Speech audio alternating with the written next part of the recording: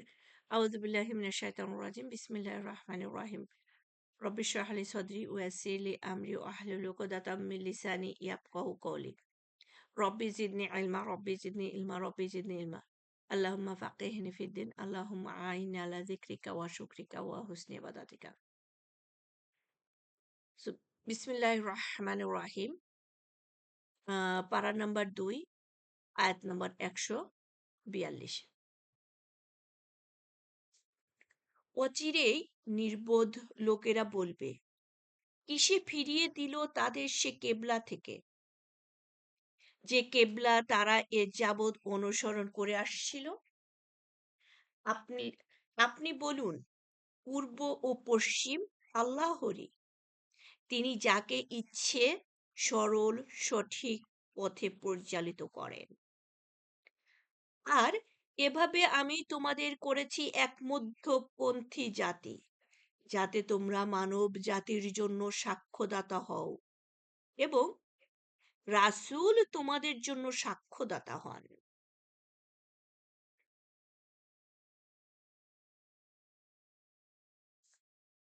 আপনি যে কিবলা এ যাবৎ অনুসরণ করেছিলেন, তাতে আমি এজন্য প্রতিষ্ঠিত করেছিলাম, যাতে জানতে পারি কে রাসূলের অনুসরণ করে আর কে পিঠ দান দেয়।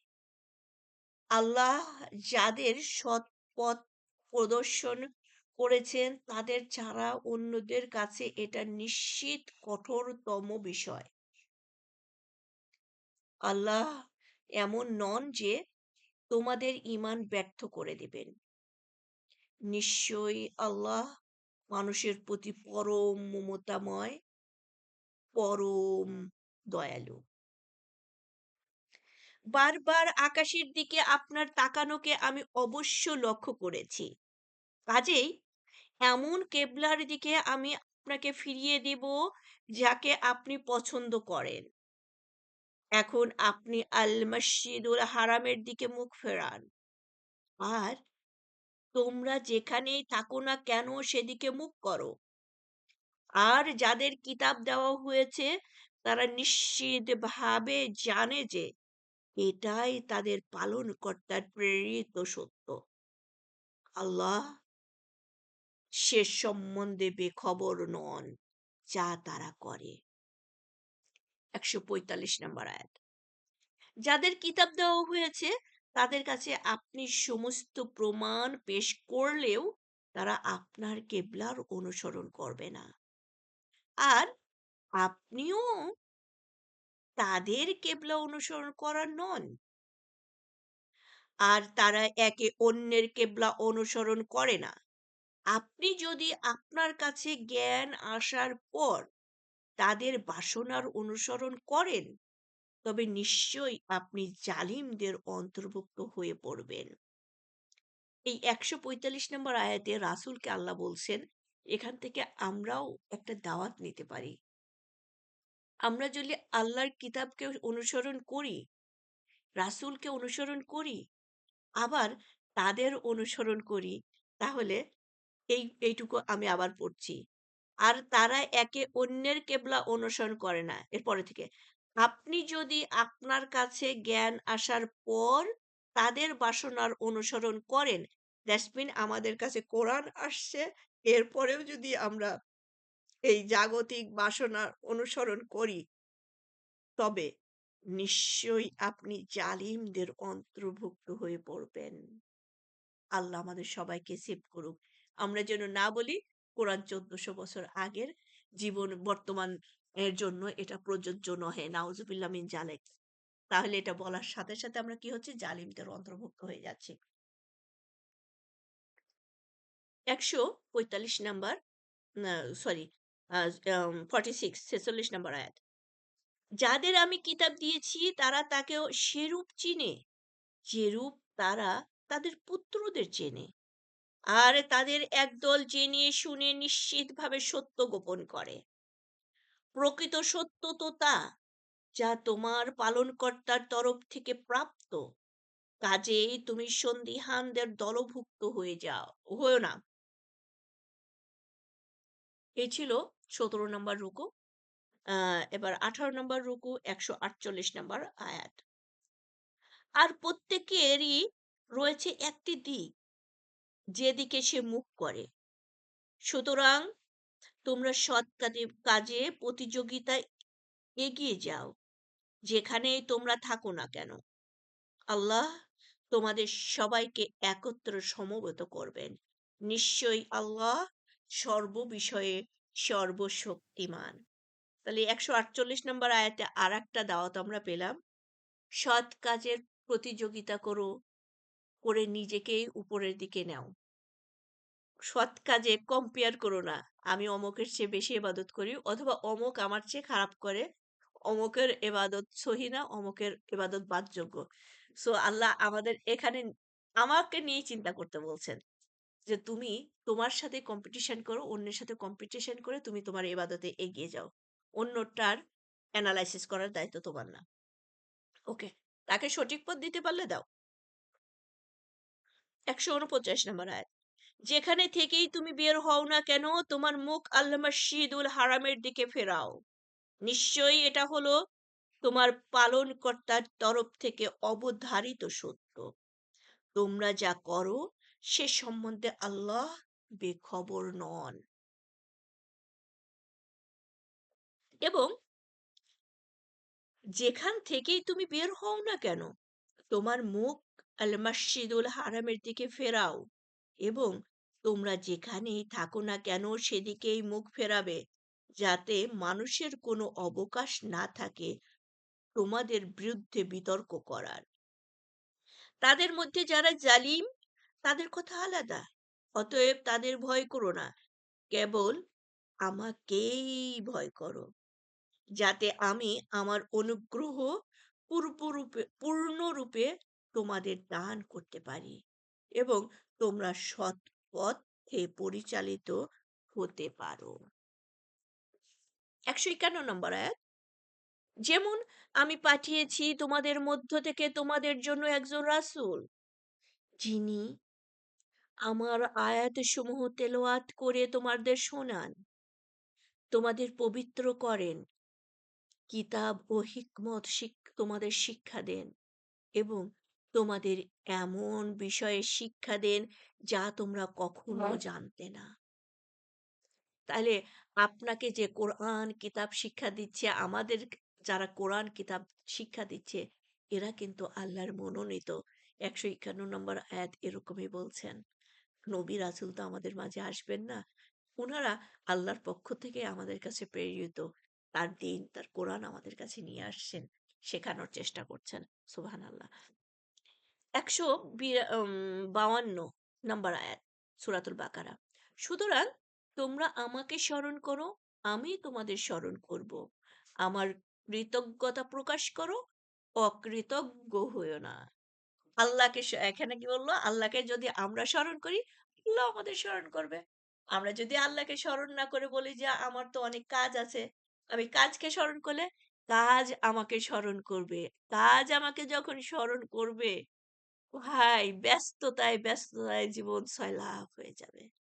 আর আল্লাহ যদি আমাকে স্মরণ করে, প্রশান্তিতে প্রশান্তিতে, শত কাজ থাকলেও তখন শরীরের আসবে না, শুধু প্রশান্তি আসবে।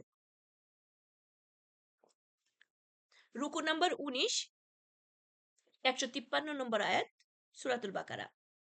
হে ঈমানদারগণ, যারা ঈমান এনেছো, তোমরা সাহায্য প্রার্থনা করো ধৈর্য ও সালাতের মাধ্যমে। নিশ্চয়ই আল্লাহ রয়েছেন ধৈর্যশীলদের সাথে। আর যারা আল্লাহর পথে নিহত হয় তাদের মৃত বলো না, বরং তারা জীবিত, কিন্তু তোমরা তা বুঝতে পারো না।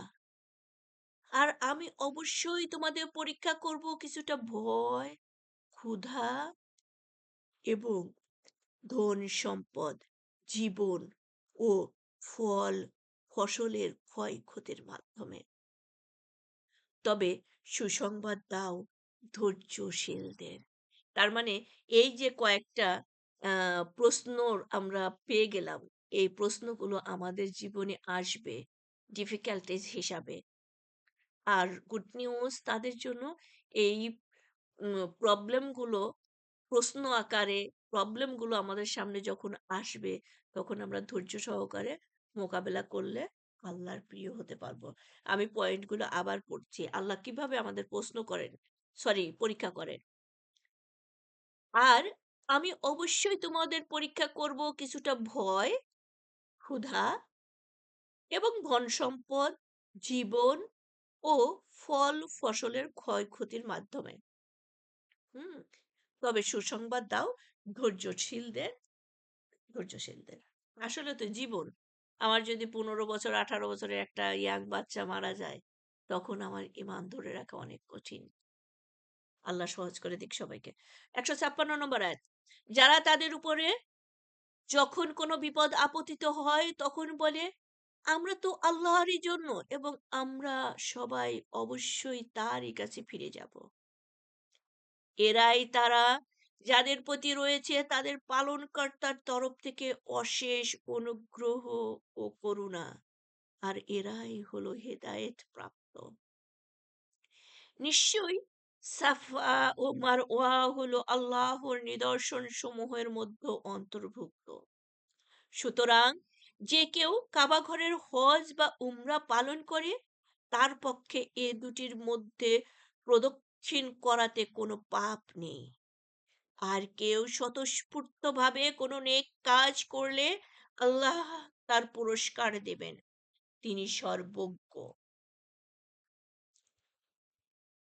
আমি যেসব স্পষ্ট নিদর্শন এবং হেদায়েত মানুষের জন্য নাজিল করেছি কিতাবে তা বিস্তারিত বর্ণনা করার পরও যারা তা গোপন করে তাদের আল্লাহ অভিসম্পাদ দেন এবং অন্যান্য অভিসম্পাদকারীরাও তাদের অভিসম্পাদ দেয়।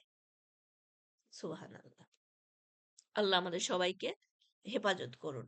তাহলে আল্লাহর অভিশাপ আসছে আর আহ, সিলসিলা আকারে আমি যাকে ফলো করছি মিসগাইড হচ্ছি তার অভিশাপও আমার কাছে চলে আসছে, আবার আমারটা আরেকজনে যাচ্ছে। আল্লাহ সবাইকে হেফাজত করুন। ১৬০ নম্বর আয়াত। কিন্তু যারা তওবা করে এবং নিজেদের সংশোধন করে আর সুস্পষ্টভাবে যা গোপন করেছিল তা ব্যক্ত করে এদেরই তওবা আমি কবুল করি। আর আমি তো পরম তওবা কবুলকারী, পরম দয়ালু। নিশ্চয়ই যারা কুফরি করে এবং কাফের অবস্থায় মৃত্যুবরণ করে তাদের উপরে আল্লাহ, ফেরেশতা ও সকল মানুষের অভিসম্পাদ। আল্লাহ আপনি আমাদেরকে ঈমানের উপরে মৃত্যু দান করুন।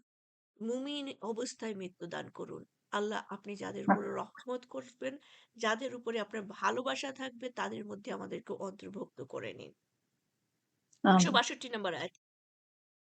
চিরকাল তারা অভিসম্পাতের মধ্যে থাকবে। তাদের শাস্তি কখনো হালকা করা হবে না। আর তাদের কোনো বিরামও দেওয়া হবে না। আল্লাহ আমাদের রক্ষা করুন। আর তোমাদের ইলাহ এক ইলাহ। তিনি ছাড়া কোনো ইলাহ নেই। তিনি পরম করুণাময়, পরম দয়ালু। আমরা সেই পরম করুণাময়, পরম দয়ালু রাহমানুর রাহিমের কাছে আমরা তার রহমত চাই। হেফাজত যিনি তিনিই করেন, আমাদের রহমত করেন। আচ্ছা, এই ছিল ১৯ নম্বর রুকু। এখন আমি আপনাদের সামনে পড়ব ২০ নম্বর রুকু থেকে। ২০ নম্বর রুকু ১৬৪ নম্বর আয়াত। নিশ্চয়ই আসমান ও জমিনের সৃষ্টিতে রাত ও দিনের পরিবর্তনে মানুষের জন্য কল্যাণ সাধনকারী সমুদ্রে বিচরণশীল নৌযান সমূহে আল্লাহ আকাশ থেকে পানি বর্ষণ করে তা দিয়ে জমিনকে তার মৃত্যুর পর যে পুনরুজ্জীবিত করেন তাতে সব ধরনের জীবজন্তু সেথায় বিস্তার করেন। বায়ুর দিক পরিবর্তনে এবং আসমান ও জমিনের মধ্যে নিয়ন্ত্রিত মেঘমালাতে নিদর্শন রয়েছে জ্ঞানবান লোকদের জন্য। মানুষের মধ্যে এমন লোকও আছে যে আল্লাহ ছাড়া অন্যকে তার সমকক্ষ রূপে গ্রহণ করে এবং আল্লাহকে যেরূপ ভালোবাসতে হয় সেরূপ তাদের ভালোবাসে। কিন্তু যারা প্রকৃত ঈমান এনেছে আল্লাহর প্রতি তাদের ভালোবাসা দৃঢ়তম। শাস্তি প্রত্যক্ষ করার পর জালিমরা যেমন বুঝবে, এখন যদি তারা তেমন বুঝতো, নিশ্চয়ই সব শক্তি শুধু আল্লাহরই, এবং আল্লাহ শাস্তি দানে অত্যন্ত কঠোর।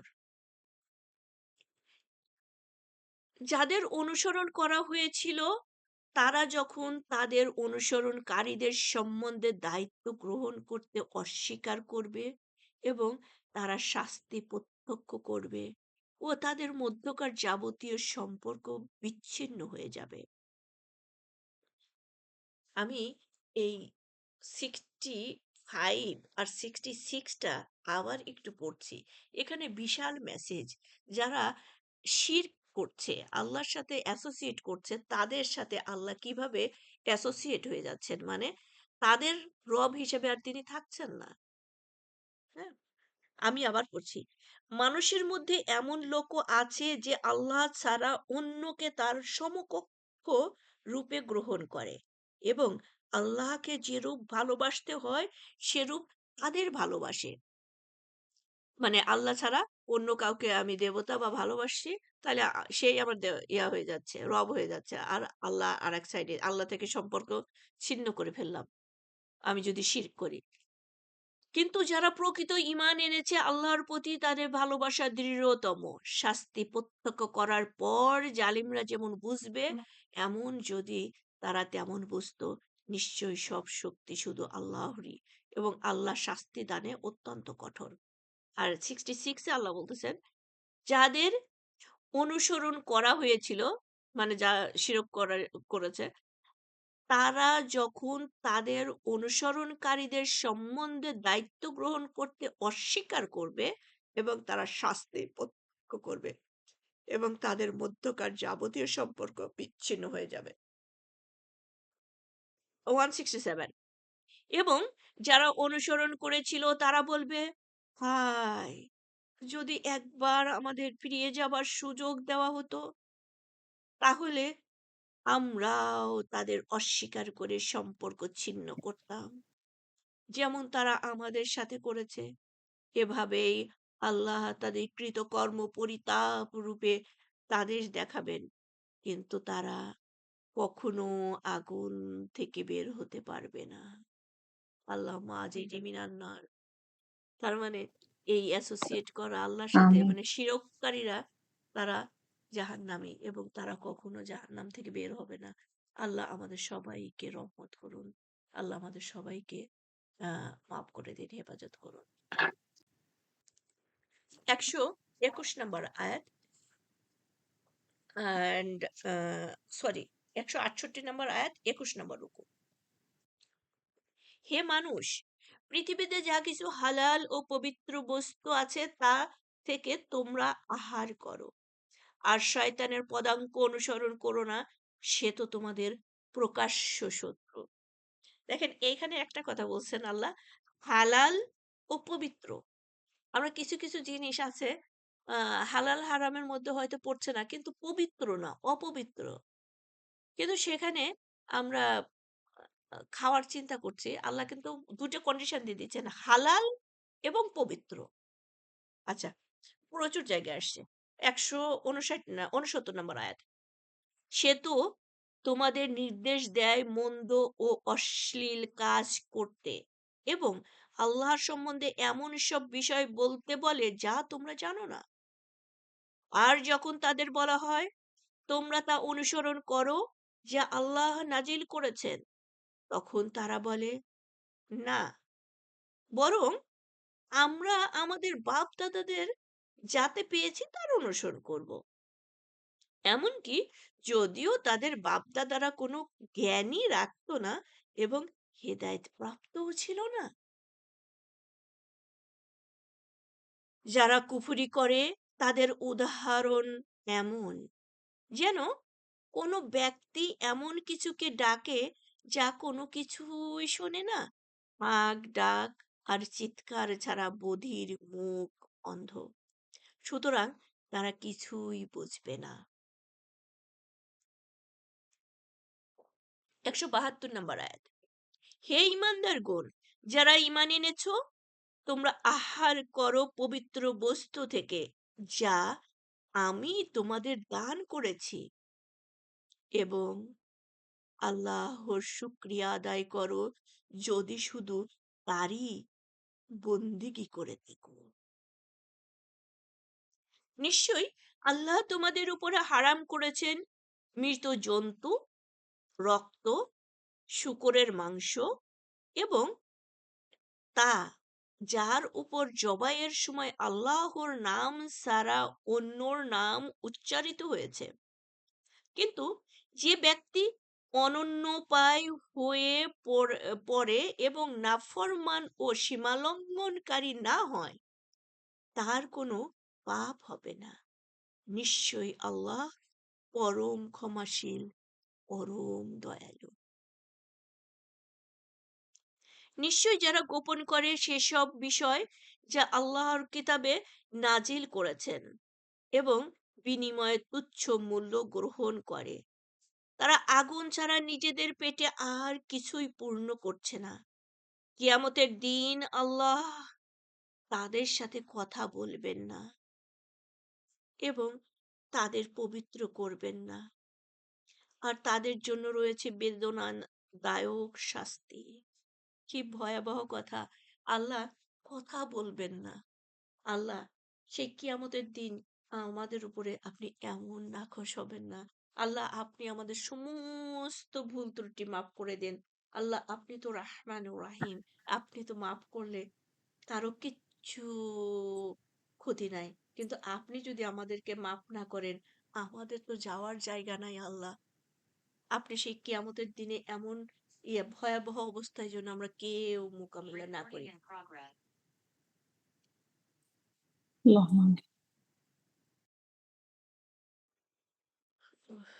১৭৪ নম্বর, কি ভয়াবহ আয়াত! নিশ্চয় নার্গিস যারা আপা, গোপন করে সেসব বিষয়। জি, ওকে।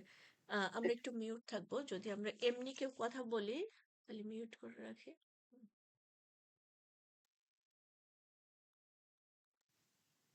অন্যেরা তো মিউট করতেছে না আপা। না, আমি করে দিচ্ছি সবাইকে, আর কথা বলা দরকার নেই।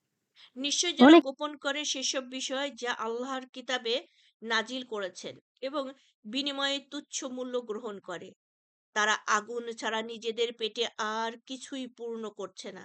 কিয়ামতের দিন আল্লাহ তাদের সাথে কথা বলবেন না এবং তাদের পবিত্র করবেন না, আর তাদের জন্য রয়েছে বেদনাদায়ক শাস্তি। ১৭৫ নম্বর আয়াত। এরাই হলো সে সকল লোক যারা হেদায়েতের বিনিময়ে গোমরাহি আর ক্ষমার পরিবর্তে আযাব খরিদ করেছে। হায়, কতই না ধৈর্যশীল তারা আগুনের উপর। ১৭৬ নম্বর আয়াত।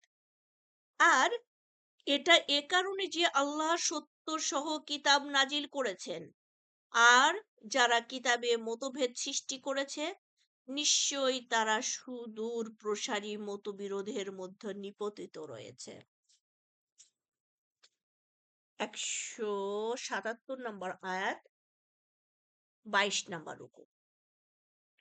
কোনো পুণ্য নেই পূর্ব এবং পশ্চিম দিকে তোমাদের মুখ ফেরানোতে, কিন্তু পুণ্য আছে কেউ ঈমান আনলে আল্লাহর উপর, আখেরাতের উপর, ফেরেশতাদের উপর, সকল কিতাবের উপর, আর সকল নবী রাসূলগণের উপর, এবং অর্থ দান করলে আল্লাহ প্রেমে আত্মীয়-স্বজন, এতিম, মিসকিন, মুসাফির, সাহায্যকারী এবং দাস মুক্তির জন্য। সালাত কায়েম করলে, যাকাত দিলে, কৃত প্রতিশ্রুতি পূর্ণ করলে, আর অভাবে, রোগে, শোকে ও যুদ্ধ বিভ্রাটে ধৈর্য ধারণ করলে, এরাই হলো প্রকৃত সত্যাপরায়ণ, আর এরাই মুত্তাকি। সুবহান আল্লাহ! দেখেন আমরা আজকে মুত্তাকি হওয়ার সব ইয়াগুলো পেয়ে গেলাম। কি কি কাজ করলে আমরা মুত্তাকি হতে পারবো, আল্লাহর প্রিয় হতে পারবো। আমরা যেন ১৭৭ নম্বর আয়াতটা বারে বারে পড়ি, নিজেরা পড়ি। আমি আরেকবার পড়ছি, বারে বারে না, আর নিজেরা পড়বো। 177 নম্বর আয়াতে অনেকগুলো কিওয়ার্ড আল্লাহ দিয়ে দিয়েছেন।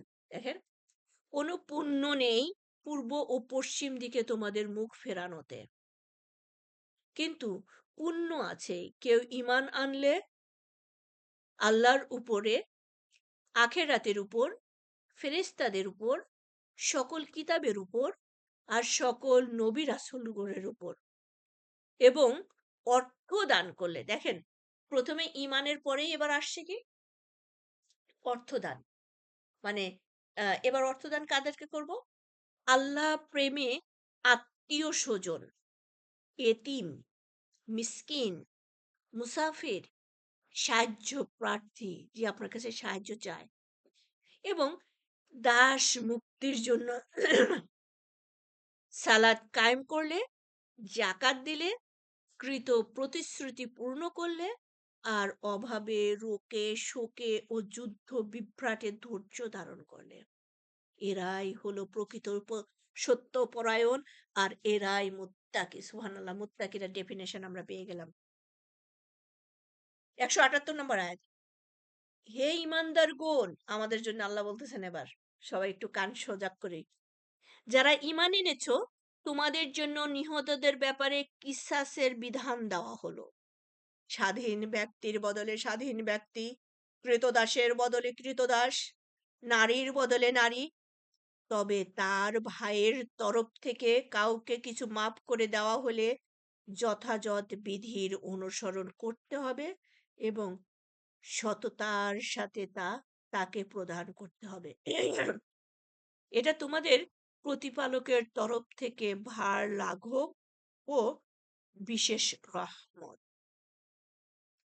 এরপরও যে কেউ বাড়াবাড়ি করে তার জন্য রয়েছে যন্ত্রণাদায়ক শাস্তি। হে বুদ্ধিমানগণ, তোমাদের জন্য কিসাসের মধ্যে জীবন রয়েছে, যাতে তোমরা সাবধান হতে পারো। 180 নম্বর আয়াত। যখন তোমাদের কারো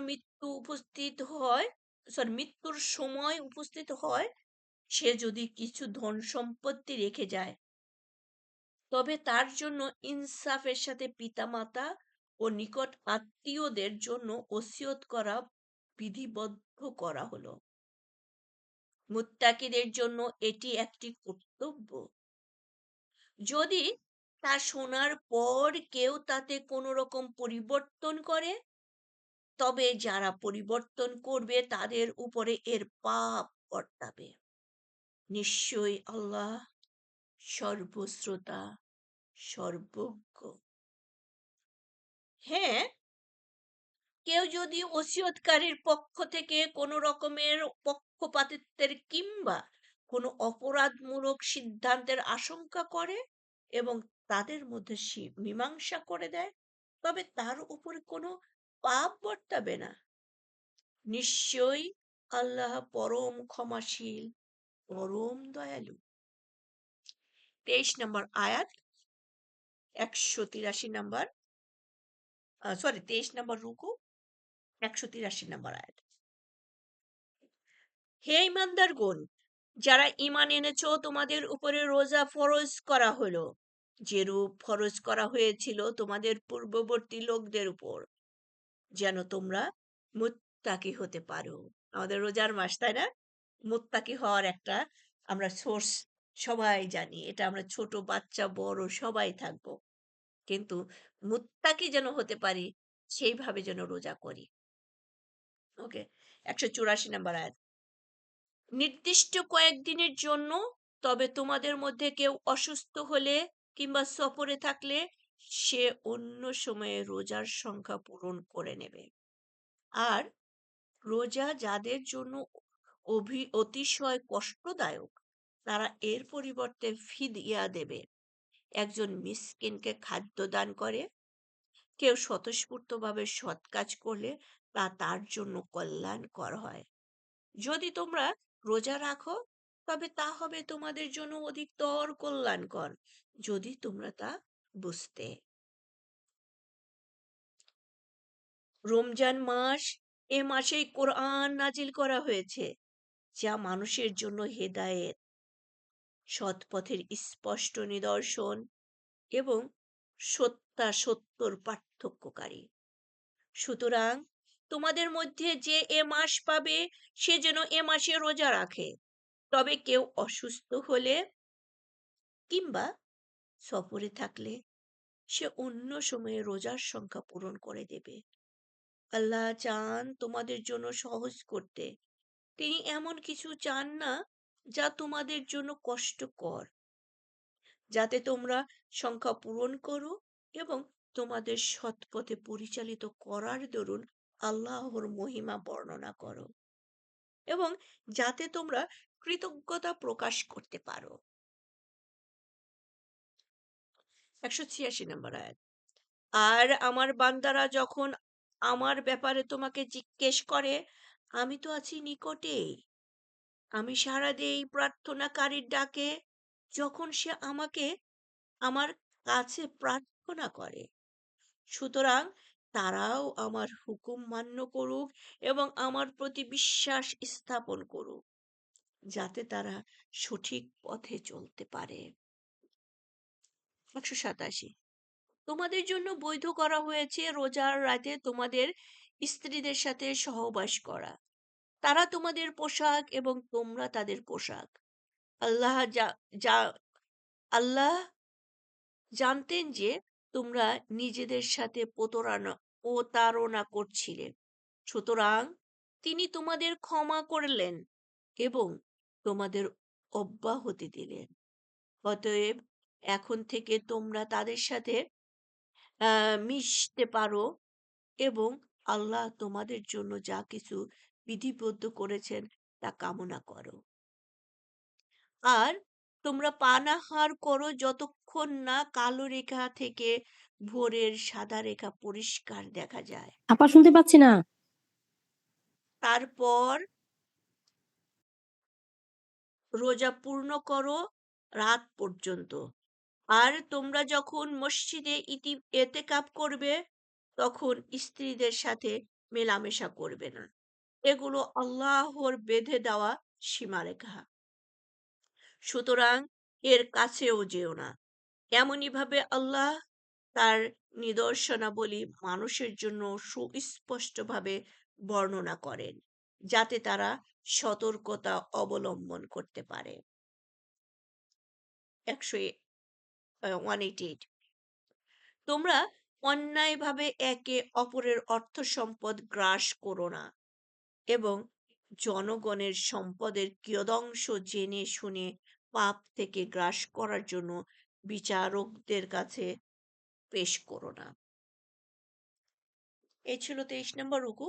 24 নম্বর রুকু শুরু হচ্ছে 189 আয়াত দিয়ে। তারা তোমার কাছে নতুন চাঁদের বিষয়ে জানতে চায়।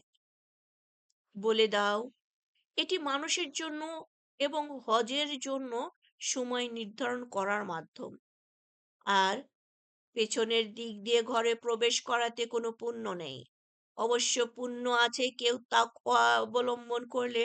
সুতরাং তোমরা তোমরা দরজা দিয়ে ঘরে প্রবেশ করো এবং আল্লাহকে ভয় করো, যাতে তোমরা কৃতকার্য হতে পারো। আর তোমরা যুদ্ধ করো আল্লাহর পথে তাদের বিরুদ্ধে যারা তোমাদের বিরুদ্ধে যুদ্ধ করে। অবশ্য বাড়াবাড়ি করো না, নিশ্চয়ই আল্লাহ সীমা লঙ্ঘনকারীদের ভালোবাসেন না। আর যেখানে তাদের পাবে হত্যা করবে এবং যেখানে থেকে তারা তোমাদের বের করেছে তোমরা তাদের সেখান থেকে বের করবে। ফিতনা ফ্যাসাদ হলো হত্যার চেয়েও গুরুতর। আর তোমরা তাদের সাথে মসজিদুল হারামের কাছে যুদ্ধ করবে না যতক্ষণ না তারা তোমাদের সাথে সেখানে যুদ্ধ করে। তবে তারা যদি তোমাদের বিরুদ্ধে যুদ্ধ করে তাহলে তোমরা তাদের হত্যা করবে। এ হলো কাফেরদের পরিণাম। আর তারা যদি বিরত থাকে তবে আল্লাহ তো পরম ক্ষমাশীল, পরম দয়ালু।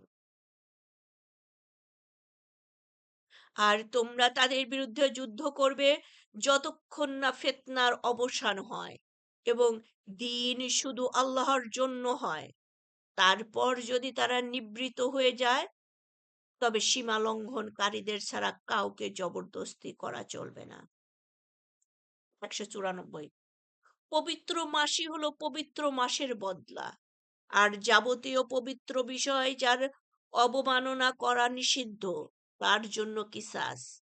কাজেই যে কেউ তোমাদের উপর জবরদস্তি করবে, তোমরাও তাদের উপর জবরদস্তি করবে, যেমন জবরদস্তি তারা তোমাদের উপর করেছে। এবং তোমরা আল্লাহকে ভয় করো এবং জেনে রেখো, আল্লাহ তো মুত্তাকিদের সাথে রয়েছেন। ১৯৫ নম্বর আয়াত। আর ব্যয় করো আল্লাহর পথে এবং নিজের হাতে নিজেদের তোমরা ধ্বংসের মধ্যে নিক্ষেপ করো না। আর তোমরা সৎ কাজ করো, নিশ্চয়ই আল্লাহ সৎ কর্মশীলদের ভালোবাসেন। আর তোমরা পূর্ণ করো হজ ও উমরা আল্লাহর উদ্দেশ্যে। কিন্তু যদি তোমরা বাধাপ্রাপ্ত হও, তাহলে কোরবানির জন্য যা কিছু সহজলভ্য তাই কোরবানি করো। কোরবানির পশু যথাস্থানে না পৌঁছা পর্যন্ত তোমরা মাথা মুন্ডন করবে না। তোমাদের মধ্যে যদি কেউ অসুস্থ হয়ে পড়ে কিংবা মাথায় কোনো কষ্ট থাকে, তবে রোজা কিংবা সদাকা অথবা কোরবানি দিয়ে তার ফিদিয়া দেবে। যখন তোমরা নিরাপদ হবে, তখন তোমাদের মধ্যে যে কেউ হজ ও উমরা একত্রে পালন করতে চায়, সে যা কিছু সহজলভ্য তা দিয়ে কোরবানি করবে। ত- তবে যদি কেউ তা না পায়, তাহলে সে হজের সময় ৩ দিন এবং ঘরে ফিরে যাবার পর ৭ দিন, মোট ১০ দিন রোজা করবে।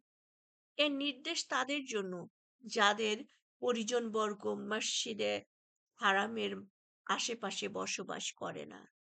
তোমরা আল্লাহকে ভয় করো এবং জেনে রেখো যে আল্লাহ আযাব অত্যন্ত কঠিন।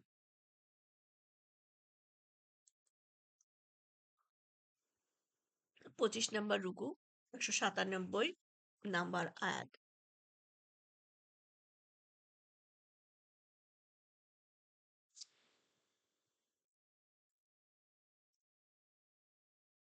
হজের আছে কয়েকটি সুবিদিত মাস।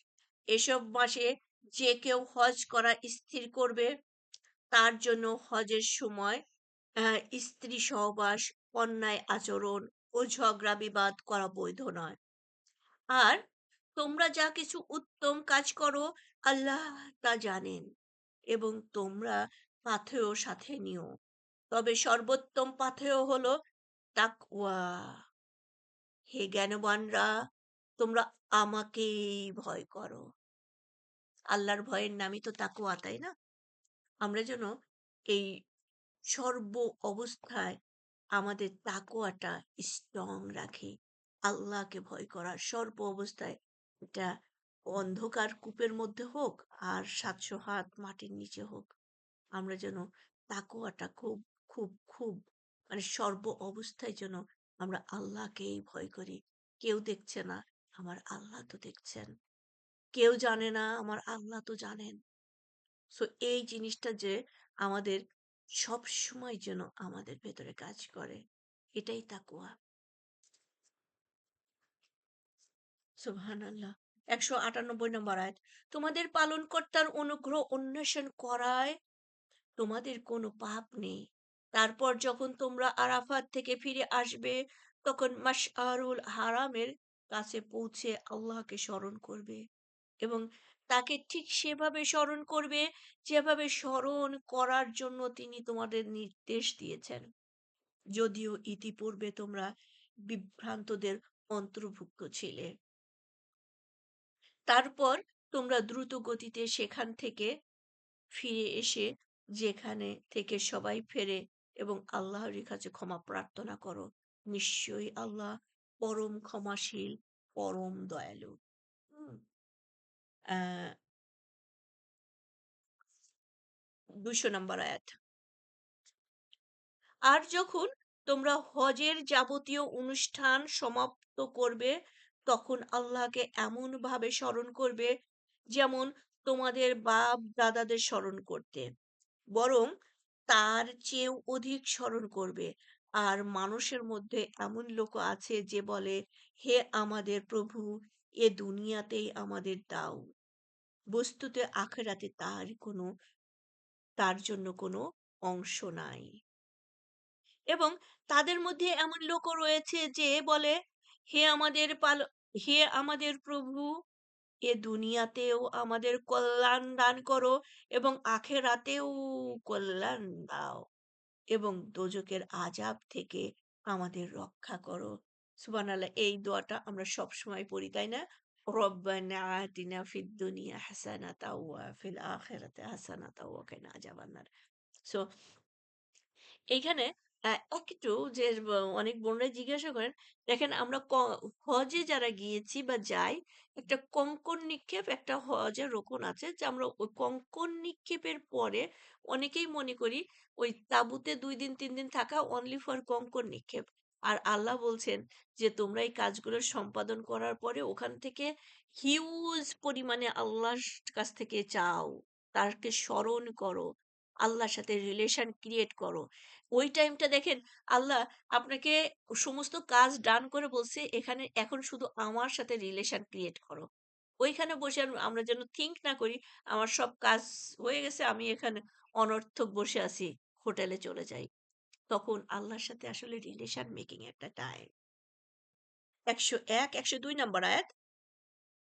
এদেরই জন্য অংশ রয়েছে এরা যা অর্জন করেছে তাতে, আর আল্লাহর অতি দ্রুত হিসাব গ্রহণকারী। 203 নম্বর আয়াত। আর স্মরণ করবে আল্লাহকে নির্দিষ্ট সংখ্যক দিনে, তবে যদি কেউ তাড়াহুড়া করে 2 দিনের মধ্যে চলে আসে তবে তার কোনো পাপ নেই। ওই যে দেখেন এই যে কঙ্কর নিক্ষেপের পরে, আর যদি কেউ বিলম্ব করে তাহলে তারও কোনো পাপ নেই, এ হলো তার জন্য যে তাকওয়া অবলম্বন করে। তোমরা আল্লাহকে ভয় করো এবং জেনে রেখো যে তার কাছে তোমাদের একত্র করা হবে। আর মানুষের মধ্যে এমন লোকও আছে যার পার্থিব জীবন সম্বন্ধে কথাবার্তা তোমাকে চমৎকৃত করবে এবং সে আল্লাহকে সাক্ষী রাখে তার মনে যা আছে সে ব্যাপারে। প্রকৃতপক্ষে সে ঘোর ঝগড়াটে লোক। আর যখন সে ফিরে যায় তখন সে চেষ্টা করে যাতে পৃথিবীতে অশান্তি সৃষ্টি করতে পারে এবং শস্যক্ষেত্র ও জীব-জন্তুর বিনাশ করতে পারে। আল্লাহ অশান্তি পছন্দ করেন না। আর যখন তাকে বলা হয় আল্লাহকে ভয় করো, তখন তার আত্মাভিমানে তাকে পাপে উদ্বুদ্ধ করে। সুতরাং দোজখই তার জন্য যথাযোগ্য স্থান। নিশ্চয়ই তা হলো নিকৃষ্ট আবাস। আল্লাহ আল্লাহ মাআদিনি মিনান্নার, আল্লাহ মাআদিনি মিনান্নার, আল্লাহ মাআদিনি মিনান্নার। 207 নম্বর আয়াত, সূরাতুল বাকারা। মানুষের মধ্যে এমন লোকও আছে যে আল্লাহর সন্তুষ্টি লাভের উদ্দেশ্যে নিজেকে বিকিয়ে দেয়, আর আল্লাহ তার বান্দাদের প্রতি অত্যন্ত মেহেরবান। হে যারা ঈমান এনেছো, তোমরা পরিপূর্ণভাবে ইসলামে প্রবেশ করো এবং শয়তানের পদাঙ্ক অনুসরণ করো না। সে তো তোমাদের প্রকাশ্য শত্রু। তোমাদের কাছে সুস্পষ্ট নিদর্শন আসার পরও যদি তোমাদের পদস্খলন ঘটে তবে জেনে রেখো যে আল্লাহ পরম পরাক্রমশালী, প্রজ্ঞাময়। আর তারা কি শুধু এর প্রতীক্ষায় রয়েছে যে আল্লাহ ও ফেরেশতারা মেঘের আড়ালে তাদের কাছে আসবেন, তারপর সব কিছুর মীমাংসা হয়ে যাবে? সমস্ত বিষয়ই আল্লাহর কাছে প্রত্যাবর্তিত হবে। 221 নম্বর আয়াত, 26 নম্বর রুকু। বনি ইসরায়েলকে জিজ্ঞেস পা করো। 211 ও নম্বর আয়াত ও আপা। সরি, ২৬ নম্বর রুকু, ২১১ নম্বর আয়াত। জাযাকাল্লাহ খাইর। জি। বনি ইসরায়েলকে জিজ্ঞেস করো, আমি তাদের কত স্পষ্ট নিদর্শনাবলী দান করেছি, আর আল্লাহর অনুগ্রহ পৌঁছে যাওয়ার পর কেউ তার পরিবর্তন করলে আল্লাহর শাস্তি অতি কঠিন। পার্থিব জীবনকে কাফেরদের জন্য সুশোভিত করে দেওয়া হয়েছে, তারা মুমিনদের উপহাস করে। পক্ষান্তরে যারা তাকওয়া অবলম্বন করে তারা সে কাফেরদের চেয়ে কিয়ামতের দিন উচ্চ মর্যাদায় থাকবে। আর যাকে ইচ্ছে আল্লাহ সীমাহীন জীবিকা দান করেন। সকল মানুষ একই উম্মত ছিল, তারপর আল্লাহ নবীদের পাঠালেন সুসংবাদদাতা ও সতর্ককারী রূপে, আর তাদের সাথে সত্য সহ কিতাব নাজিল করলেন, যাতে মানুষের মাঝে যে বিষয়ে মতভেদ সৃষ্টি হয়েছিল তার মীমাংসা করতে পারে। বস্তুত কিতাবের ব্যাপারে অন্য কেউ মতভেদ করেনি, বরং স্পষ্ট নিদর্শন আসার পর পারস্পরিক বিদ্বেষবশত তারাই করেছে যাদের কিতাব দেওয়া হয়েছিল। মুমিনরা সে সত্য সম্বন্ধে মতভেদ করত, আল্লাহ নিজ অনুগ্রহে তাদের সে ব্যাপারে হেদায়েত প্রদান করেন। আল্লাহ যাকে ইচ্ছে সরল সঠিক পথে পরিচালিত করেন। ২১৪ নম্বর আয়াত। তোমরা কি মনে করো যে তোমরা বেহেশতে চলে যাবে, যদিও এখনো তোমরা তাদের অবস্থা অতিক্রম করনি যারা তোমাদের পূর্বে গত হয়েছে। তাদের উপর পতিত হয়েছিল অর্থ সংকট, দুঃখ, ক্লেশ।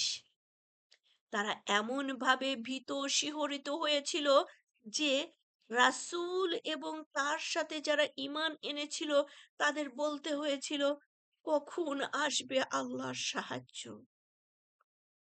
হ্যাঁ, আল্লাহর সাহায্য একান্তই কাছে।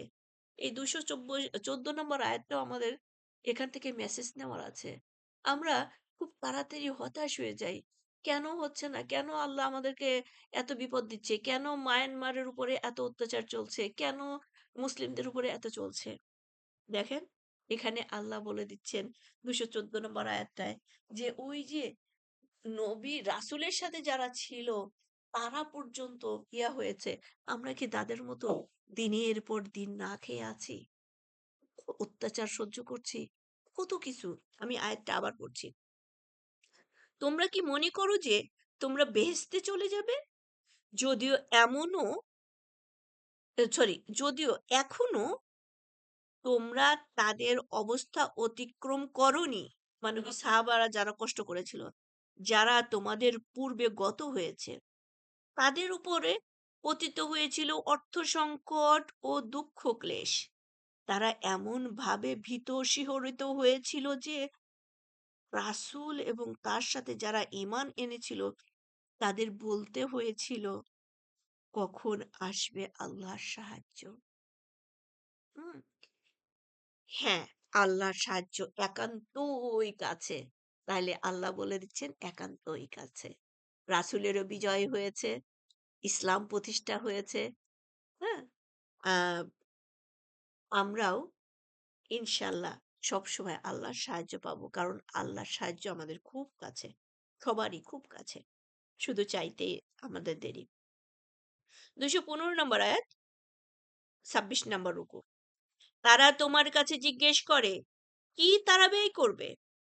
বলে দাও, যা কিছুই তোমরা ব্যয় করবে তা হবে পিতামাতা, আত্মীয় স্বজন, এতিম, অভাবগ্রস্ত ও মুসাফিরদের জন্য। আর তোমরা যা কিছু উত্তম কাজ করো না কেন আল্লাহ তা সম্যক অবহিত। তোমাদের উপরে যুদ্ধ অবধারিত করা হলো, যদিও তা তোমাদের কাছে অপ্রিয়। আর হয়তো কোনো একটা বিষয় তোমাদের কাছে অপ্রিয় মনে হয়, অথচ আসলে তা তোমাদের জন্য কল্যাণকর। এবং হয়তোবা কোনো বিষয় তোমাদের কাছে প্রিয় মনে হয়, আসলে তা তোমাদের জন্য অকল্যাণকর। আল্লাহ জানেন, তোমরা জানো না। ২৭ নম্বর রুকু, ২১৭ নম্বর আয়াত। তারা আপনাকে পবিত্র মাসে যুদ্ধ করার সম্পর্কে জিজ্ঞেস করে। আপনি বলে দিন, তাতে যুদ্ধ করা ভীষণ পাপ। আর আল্লাহর পথে বাধা দেওয়া, কুফরি করা, মসজিদুল হারামে প্রবেশে বাধা দেওয়া এবং সেখানকার বাসিন্দাদের সেখান থেকে বের করে দেওয়া, আল্লাহর কাছে তার চেয়ে বড় পাপ আর কিছু হতে পারে না। আর ফিতনা, হত্যার চেয়ে মহাপাপ। তারা সর্বদা তোমাদের সাথে যুদ্ধ করতে থাকবে, তাতে তোমাদের দিন থেকে ফিরিয়ে দিতে পারে। যদি তারা তাতে সক্ষম হয়, তোমাদের মধ্যে যে কেউ স্বীয় দিন থেকে ফিরে যাবে এবং কাফের অবস্থায় মৃত্যু মুখে পতিত হবে, দুনিয়া ও আখেরাতে তাদের যাবতীয় কর্ম বিনষ্ট হয়ে যাবে। এরাই দোজখের বাসিন্দা, সেখানে তারা চিরকাল থাকবে। আমরা সবাই আল্লাহর কাছে চেয়ে নেই, আল্লাহ আপনি আমাদের উত্তম ঈমানের উপরে মৃত্যু দান করুন। আমরা যেন পা পিছলে কোনো কাফেরই ইথিক্স এর উপরে বিশ্বাস নিয়ে কাফেরদের ফলো করে তাদের কে ইয়ে করে যেন মৃত্যুবরণ না করি। ঈমানের উপরে মৃত্যু দান করুন। ২১৮ নম্বর আয়াত। নিশ্চয়ই যারা ঈমান এনেছে এবং যারা হিজরত করেছে এবং যারা আল্লাহর পথে জিহাদ করেছে, তারাই আল্লাহর রহমত প্রত্যাশা করে। আর আল্লাহ পরম ক্ষমাশীল, পরম দয়ালু। তারা আপনাকে মদ ও জুয়া সম্পর্কে জিজ্ঞেস করে। আপনি বলুন, এ দুইয়ের মধ্যে রয়েছে মহাপাপ, তবে মানুষের জন্য উপকারও আছে। কিন্তু এগুলোর পাপ উপকারের চেয়ে অনেক বড়। তারা আপনাকে জিজ্ঞেস করে, কি তারা ব্যয় করবে? আপনি বলুন, প্রয়োজনে প্রয়োজন পূরণের পর যা বাঁচে তা। এভাবে আল্লাহ তার নিদর্শন সমূহ সুস্পষ্টভাবে তোমাদের জন্য বর্ণনা করেন, যাতে তোমরা চিন্তা করতে পারো। তাহলে ২১৯ নম্বর আয়াত বলছে আমরা কি ব্যয় করব? আমাদের প্রয়োজন পূরণের পরে যা বাঁচে সেটা থেকে আল্লাহ ব্যয় করতে বলেছেন। আমার এই আয়াতটা পড়তে গিয়ে একটু নিজের মুখে হেসে দিয়েছি। আমরা আমাদের প্রয়োজন পূরণের পরে যা কিছু বাঁচে সেটা তো ব্যাংকে জমা হয়, সুইস ব্যাংকে জমা হয়। আল্লাহ আমাদের সবাইকে রক্ষা করুক, হেফাজত করুন। আল্লাহ বলছেন, তোমার রিকোয়ারমেন্ট শেষ, এবার তুমি দুই হাতে ইনভেস্ট করো আল্লাহর অ্যাকাউন্টে, সুইস ব্যাংকে বা জাগতিক অ্যাকাউন্টে, ব্যাংকে না। যা কিছু দান করবে সেটাই তোমার ব্যাংকে ডিপোজিট হবে। আর সেই বারাকা মানে আল্লাহ প্রতিদিনই ওটা চক্রবৃদ্ধি হারে বাড়াতে থাকবেন এবং তার রেজাল্ট হিসাবে সেই জান্নাতুল ফেরদাউস, যেখানকার আপনি অনার হবেন। সুবহানাল্লাহ। ২১৯ নম্বর, ২০ নম্বর আয়াত। দুনিয়া ও আখিরাত সম্পর্কে তারা আপনাকে এতিমদের সম্পর্কে জিজ্ঞেস করে। আপনি বলুন, তাদের সুব্যবস্থা করা উত্তম। তবে যদি তোমরা তাদের সাথে মিলেমিশে একত্রে থাকো, তাহলে মনে করবে তারা তো তোমাদের ভাই। আর তাদের আর আল্লাহ জানেন কে ফ্যাসাদ সৃষ্টিকারী এবং কে মঙ্গলকামী। আর আল্লাহ ইচ্ছে করলে তোমাদের কষ্টে ফেলতে পারতেন। নিশ্চয়ই আল্লাহ প্রবল, পরাক্রমশালী, মহাপ্রাজ্ঞ। তোমাদের সুপারিশ নারীদের বিয়ে করো না, সরি, তোমরা মুশরিক নারীদের বিয়ে করো না, যতক্ষণ না তারা ঈমান আনে। মুমিন ক্রীতদাসী মুশরিক নারীর চেয়ে উত্তম, যদিও মুশরিক নারী তোমাদের ভালো লাগে। তোমরা বিয়ে দিও না তোমাদের নারীদের মুশরিক পুরুষের সাথে, যতক্ষণ না তারা ঈমান আনে। একজন মুমিন ক্রীতদাস একজন মুশরিকের চেয়ে অবশ্যই উত্তম, যদিও সে তোমাদের মোহিত করে। তারা দোজখের দিকে ডাকে এবং আল্লাহ নিজ অনুগ্রহের জান্নাত ও ক্ষমার দিকে আহ্বান করেন। আর তিনি মানুষের জন্য স্বীয় বিধান সুস্পষ্টভাবে বর্ণনা করেন, যাতে তারা উপদেশ গ্রহণ করে। ২৮ নম্বর রুকু, ২২২ নম্বর আয়াত, সূরাতুল বাকারা। তারা আপনার কাছে জিজ্ঞেস করে রক্তস্রাব সম্বন্ধে। আপনি বলুন, তা অশুচি। কাজেই রক্তস্রাব অবস্থায় তোমরা স্ত্রী গমন থেকে বিরত থাকবে এবং পবিত্র না হওয়া পর্যন্ত তাদের নিকটবর্তী হবে না। সুতরাং যখন তারা উত্তম রূপে পরিশুদ্ধ হবে, তখন তোমরা তাদের কাছে ঠিক সেভাবে গমন করবে যেভাবে আল্লাহ তোমাদের আদেশ দিয়েছেন। আল্লাহ তওবাকারীদের ভালোবাসেন এবং যারা পবিত্র থাকে তাদেরও ভালোবাসেন। তোমাদের স্ত্রীরা হলো তোমাদের শস্যক্ষেত্র। যেভাবে ইচ্ছে তোমরা তোমাদের শস্যক্ষেত্র গমন করতে পারো, তবে তোমরা নিজেদের জন্য কিছু অগ্রিম ব্যবস্থা করবে এবং আল্লাহকে ভয় করবে। আর জেনে রেখো যে আল্লাহর সাথে তোমাদের সাক্ষাৎ হবে এবং মুমিনদের সুসংবাদ দাও। তোমরা নিজেদের শপথের জন্য আল্লাহর নামকে লক্ষ্যবস্তু বানিও না। সৎ কাজ থেকে, আত্মসংযম থেকে এবং মানুষের মাঝে মীমাংসা করে দেওয়া থেকে বেঁচে থাকার উদ্দেশ্যে আল্লাহ সর্বশ্রোত সর্বশ্রোতা সর্বজ্ঞ। ২২৫ নম্বর আয়াত। তোমাদের অর্থহীন শপথের জন্য আল্লাহ তোমাদের ধরবেন না, কিন্তু তিনি তোমাদের পাকড়াও করবেন তোমাদের অন্তরের সংকল্পের জন্য। আল্লাহ পরম ক্ষমাশীল, পরম দয়ালু। যারা স্ত্রী গমন না করার শপথ করে তারা ৪ মাস অপেক্ষা করবে। তারপর যদি তারা আপোষে মিটমাট করে নেয়, তবে তো আল্লাহ পরম ক্ষমাশীল, পরম দয়ালু। আর যদি তারা তালাক দেওয়ার সিদ্ধান্ত নেয়, তবে তো আল্লাহ সর্বশ্রোতা, সর্বজ্ঞ। আর তালাকপ্রাপ্তা নারী ৩ হায়েজ পর্যন্ত নিজেকে প্রতীক্ষায় রাখবে। তাদের পক্ষে বৈধ নয় গোপন রাখা যা আল্লাহ তাদের জড়াইত সৃষ্টি করেছেন, যদি তারা আল্লাহ এবং পরকালে বিশ্বাসী হয়। আর যদি তারা আপোষ মীমাংসা করতে চায়, তবে ওই সময়ে তাদের ফিরিয়ে নিতে তাদের স্বামীরা অধিক হকদার। নারীদের তেমনি ন্যায়সঙ্গত অধিকার আছে যেমন পুরুষদের আছে তাদের উপর। আর নারীদের উপর রয়েছে পুরুষদের মর্যাদা। আল্লাহ পরম ক্ষমাশীল, মহাবিজ্ঞ। ৯২ সরি ২৯ নাম্বার রুকু আর ২২৯ নাম্বার আয়াত।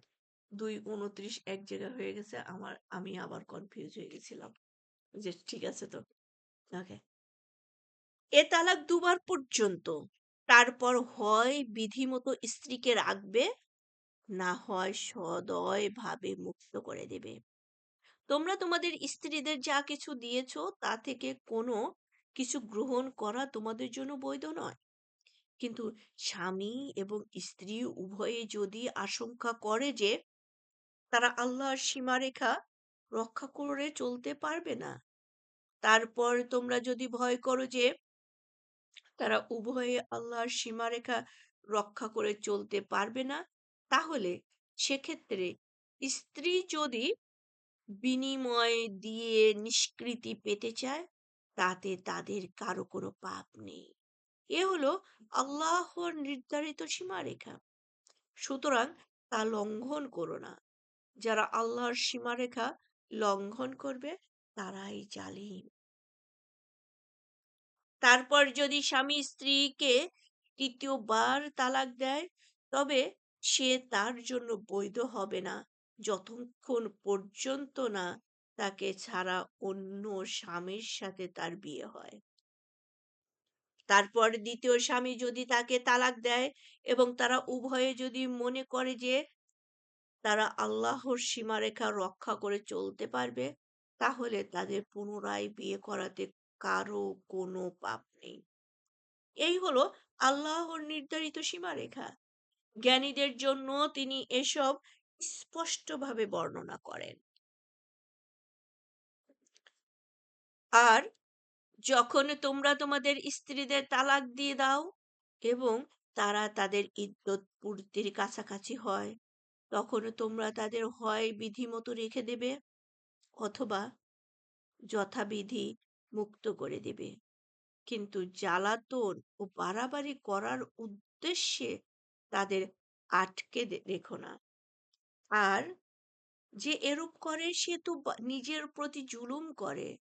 আল্লাহর নির্দেশনাবলীকে তোমরা হাসি তামাশার বস্তু করো না। আর স্মরণ করো আল্লাহর অনুগ্রহের কথা যা তোমাদের উপরে রয়েছে, এবং স্মরণ করো কিতাব ও হিকমতের কথা যা তোমাদের প্রতি তিনি নাজিল করেছেন এবং যা দিয়ে তিনি তোমাদের শিক্ষা দেন। তোমরা ভয় করো আল্লাহকে এবং জেনে রেখো যে নিশ্চয়ই আল্লাহ সর্ববিষয়ে সর্বজ্ঞ। রুকু নাম্বার 30, আয়াত নাম্বার 232। আর যখন তোমরা তোমাদের স্ত্রীদের তালাক দিয়ে দাও এবং তারা তাদের ইদ্যত কাল পূর্ণ করতে থাকে, তখন যদি তারা পরস্পর সম্মত হয়ে নিজেদের স্বামীদের বিধি মতো বিয়ে করতে চায়, তাহলে তোমরা তাদের বাধা দেবে না। এ উপদেশ তাকেই দেওয়া হচ্ছে যে ঈমান রাখে আল্লাহর প্রতি এবং পরকালের প্রতি। এতে রয়েছে তোমাদের জন্য একান্ত পরিশুদ্ধতা এবং পরম পবিত্রতা। আল্লাহ জানেন, তোমরা জানো না। 233 নম্বর আয়াত। মায়েরা তাদের সন্তানদের পূর্ণ 2 বছর দুধ পান করাবে। যদি দুধ পান করানোর পূর্ণ মেয়াদ সমাপ্ত করতে চায়, আর পিতার কর্তব্য হলো তাদের যথাবিধি ভরণ পোষণ করা। কাউকে তার সামর্থ্যের অধিক দায়িত্বভার দেওয়া হয় না। কোনো মাকে তার সন্তানের জন্য ক্ষতিগ্রস্ত করা যাবে না এবং কোনো পিতাকেও তার সন্তানের জন্য ক্ষতিগ্রস্ত করা যাবে না। আর উত্তরাধিকারীদের উপরও অনুরূপ কর্তব্য। আর মাতা পিতা পরস্পরের সম্মতি ও পরামর্শক্রমে যদি দুধ পান বন্ধ রাখতে চায়, তবে তাতে তাদের কারো কোনো পাপ নেই। বিধিমতো সাব্যস্তকৃত বিনিময় প্রদান করে কোনো ধাত্রী দিয়ে যদি তোমরা নিজেদের সন্তানদের দুধ পান করাতে চাও, তাতেও কোনো পাপ নেই। আল্লাহকে ভয় করো এবং জেনে রেখো যে তোমরা যা করো আল্লাহ তার সম্যক দ্রষ্টা। 234 নম্বর আয়াত।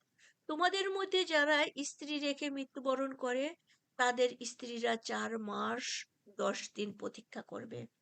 তারপর যখন তারা তাদের ইদ্যত কাল পূর্ণ করে নেবে, তখন বিধি মতো তারা নিজেদের ব্যাপারে যা করবে তাতে তোমাদের কোনো পাপ নেই।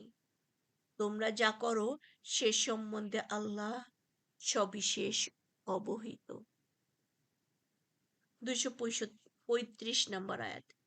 আর যদি তোমরা সে নারীর কাছে ইঙ্গিতে বিয়ের পয়গাম পাঠাও কিংবা নিজেদের অন্তরে গোপন রাখো, তবে তাতেও তোমাদের কোনো পাপ নেই। আল্লাহ জানেন যে অবশ্যই সে নারীদের কথা তোমাদের বলবে, কিন্তু বিধিমতো কথাবার্তা ছাড়া তাদের সাথে বিয়ে করার গোপন প্রতিশ্রুতি দিয়ে রেখো না, এবং নির্ধারিত ইদ্যৎকাল পূর্ণ না হওয়া পর্যন্ত বিয়ের কাজ সম্পূর্ণ করার দৃঢ় সংকল্প করো না। আর জেনে রেখো যে তোমাদের মনে যা আছে আল্লাহ তা জানেন, সুতরাং তোমরা তাকে ভয় করো। আরো জেনে রেখো যে আল্লাহ পরম ক্ষমাশীল, পরম সহনশীল। ৩১ নম্বর রুকু, ২৩৬ নম্বর আয়াত। তোমরা তোমাদের স্ত্রীদের স্পর্শ করার পূর্বে এবং তাদের জন্য মোহর ধার্য করার পূর্বে যদি তালাক দিয়ে দাও, তবে তাতে তোমাদের কোনো পাপ নেই। তোমরা তাদের কিছু খরচ দেবে, বিত্তবান তার সাধ্য মতো দেবে এবং বিত্তহীন তার সাধ্য অনুযায়ী দেবে। বিধিমতো খরচ প্রদান সৎকর্মশীলদের উপর কর্তব্য। ২৩৭। আর যদি তোমরা তাদের মোহর ধার্য করার পর স্পর্শ করার পূর্বে তালাক দাও, তবে যে মোহর তোমরা ধার্য করেছ তার অর্ধেক দিতে হবে। অবশ্য যদি স্ত্রীরা ক্ষমা করে দেয়, অথবা যার হাতে বিয়ের বন্ধন রয়েছে সে যদি ক্ষমা করে দেয়, তবে স্বতন্ত্র। আর তোমরা যদি ক্ষমা করে দাও তবে তা হবে তাকওয়ার নিকটবর্তী। তোমরা নিজেদের মধ্যে সহানুভূতির কথা ভুলে যেও না। তোমরা যা করো নিশ্চয়ই আল্লাহ সে ব্যাপারে সম্যক দ্রষ্টা। তোমরা সমস্ত মানুষের প্রতি যত্নমান, ও সরি সরি সরি, দেখেন এতক্ষণ চললো কি ডিভোর্স, হাজবেন্ডের মারা যাওয়া, বিধবা, এই সমস্ত কিছু ডিফিকাল্টিজ এর মধ্যে যে একজন মানুষের সেটা আহ, কি বলবো, কতখানি ডিপ্রেশন একটা টাইম যায়, এই ঠিক এর মাঝখানে আল্লাহ দেখেন কোন আয়াতটা দিলেন, একদম টপিকস এর বাইরে, না তালাক, না হাজবেন্ডের মৃত্যু। আচ্ছা, এখানে কি বলছে ২৩৮ নম্বর আয়াত, তোমরা সমস্ত নামাজের প্রতি যত্নবান হবে, বিশেষ করে মধ্যবর্তী নামাজের প্রতি, এবং আল্লাহর উদ্দেশ্যে একান্ত বিনীতভাবে দাঁড়াবে। কারণ কি, একজন মানুষের জন্য সংসার ভেঙে যাওয়া, হাজবেন্ডের মৃত্যু, এর চেয়ে ডিপ্রেশনের জিনিস তো আসে না। এটা এগুলো সর্বোচ্চ। তার মধ্যেও আল্লাহ বলছেন নামাজের প্রতি যত্নবান হও। হ্যাঁ, ধৈর্য সহকারে আল্লাহর কাছে যাও। তোমার যত রকমের ডিপ্রেশনই আসুক, যত রকমের ডিফিকাল্টিজই আসুক, আল্লাহর কাছে আসো, আল্লাহর সান্নিধ্যে আসো। আর মধ্যবর্তী নামাজে যত্নবান হও। ওকে, ২২৯ নম্বর আয়াত, সরি ৩৯ নম্বর আয়াত, ৩১ নম্বর রুকু। তবে যদি তোমরা আশঙ্কা করো তাহলে পদচারী অবস্থায় অথবা আরোহী অবস্থায়, তারপর যখন তোমরা নিরাপদ বোধ করবে তখন আল্লাহকে স্মরণ করবে, যেভাবে তিনি তোমাদের শিক্ষা দিয়েছেন তা তোমরা জানতে পারবে, আহ, জানা জানতে না। আর তোমাদের মধ্যে যারা স্ত্রী রেখে মৃত্যু মুখে পতিত হবে, তারা মৃত্যুর পূর্বে স্ত্রীদের ঘর থেকে বের না করে দিয়ে তাদের জন্য ১ বছরের ভরণ-পোষণের ওসিয়ত করে যাবে। কিন্তু যদি তারা নিজেরা বেরিয়ে যায়, তবে বিধিমতো তারা নিজেদের ব্যাপারে যা করবে তাতে তোমাদের কোনো পাপ হবে না। আর আল্লাহ হলেন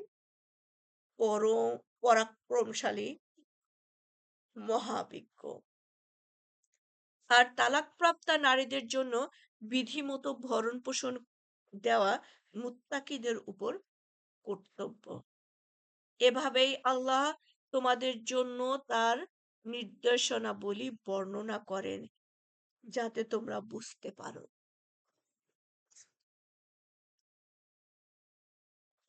৩২ নম্বর আয়াত, সরি রুকু, ২৪৩ নম্বর আয়াত। তুমি কি তাদের দেখোনি যারা মৃত্যু ভয়ে নিজেদের আবাসভূমি ছেড়ে বেরিয়ে পড়েছিল? তারা ছিল হাজার হাজার। তারপর আল্লাহ তাদের বললেন, মরে যাও। পরে পরে তাদের তিনি জীবিত করলেন। নিশ্চয়ই আল্লাহ মানুষের প্রতি অনুগ্রহশীল, কিন্তু অধিকাংশ মানুষ শুকরিয়া জ্ঞাপন করে না। আর তোমরা আল্লাহর পথে লড়াই করো এবং জেনে রেখো আল্লাহ সর্বশ্রোতা, সর্ব।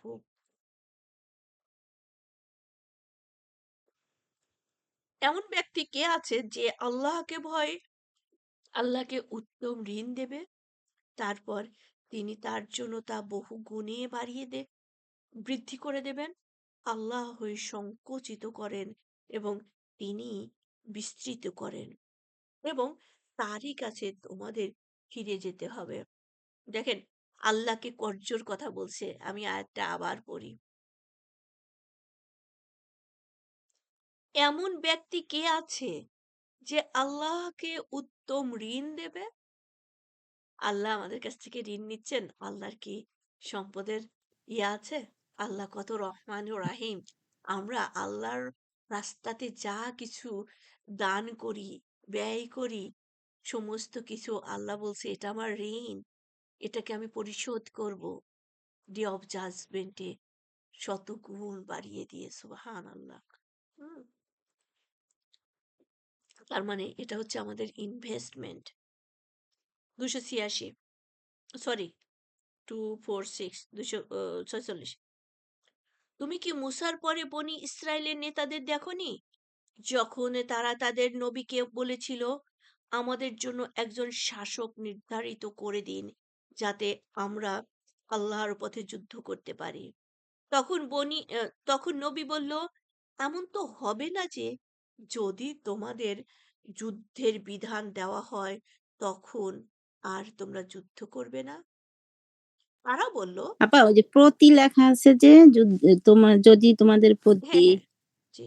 আচ্ছা, আমি আবার পড়ছি। হ্যাঁ, হ্যাঁ আপার বইটার আমার বইটা আছে। বলছে, তুমি কি মুসার পরে বনি ইসরায়েলের নেতাদের দেখনি, যখন তারা তাদের নবীকে বলেছিল, আমাদের জন্য একজন শাসক নির্ধারিত করে দিন যাতে আমরা আল্লাহর পথে যুদ্ধ করতে পারি। তখন নবী বলল, এমন তো হবে না যে যদি তোমাদের প্রতি যুদ্ধের বিধান দেওয়া হয় তখন আর তোমরা যুদ্ধ করবে না? তারা বলল, আমাদের কি হয়েছে যে আমরা আল্লাহর পথে যুদ্ধ করব না? অথচ আমরা বিতাড়িত হয়েছি আমাদের আবাসভূমি ও সন্তান সন্ততি থেকে। তারপর যখন তাদের যুদ্ধের বিধান দেওয়া হলো, তখন অল্প সংখ্যক ছাড়া তাদের সবাই পৃষ্ঠ প্রদর্শন করলো। আল্লাহ জালিমদের সম্বন্ধে সবিশেষ অবহিত। 247। আর তাদের নবী তাদের বলেছিল, নিশ্চয়ই আল্লাহ তালুতকে তোমাদের জন্য শাসক করে দিয়েছেন। তারা বলেছিল, তা কেমন করে হয় যে তার কর্তৃত্ব চলবে আমাদের উপর, অথচ তার চেয়ে আমরা কর্তৃত্বে অধিক হকদার, এবং সম্পদের দিক দিয়েও সে ততটা সচ্ছল নয়। নবী বলল, আল্লাহই তাকে তোমাদের জন্য মনোনীত করেছেন এবং জ্ঞানে ও দেহে প্রাচুর্য দিয়েছেন। আল্লাহ যাকে ইচ্ছে করেন স্বীয় কর্তৃত্ব প্রদান করেন। আল্লাহ প্রাচুর্যময়, সর্বজ্ঞ। আর তাদের নবী তাদের আরো বলল, তালুতের কর্তৃত্বের আলামত হলো তোমাদের কাছে তোমাদের প্রভুর তরফ থেকে একটা সিন্দুক আসবে তোমাদের চিত্ত প্রশান্তির জন্য। তাতে থাকবে মূসা ও হারুনের বংশধরদের পরিত্যক্ত কিছু সামগ্রী যা ফেরেশতারা বয়ে আনবে। অবশ্যই এতে রয়েছে তোমাদের জন্য নিশ্চিত নিদর্শন, যদি তোমরা প্রকৃত মুমিন হও।